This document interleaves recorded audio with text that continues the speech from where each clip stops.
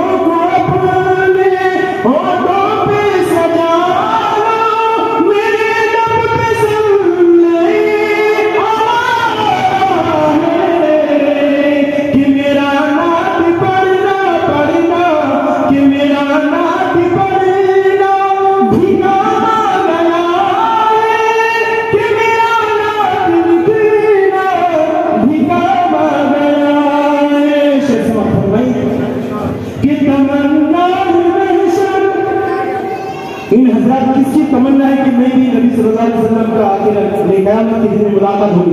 सबकी तमन्ना है। और आका नबी सल्लल्लाहु अलैहि वसल्लम के हाथों से जाने को सिर्फ बिना मेरी भी तमन्ना है और आपकी भी तमन्ना होगी इंशाअल्लाह कि तमन्ना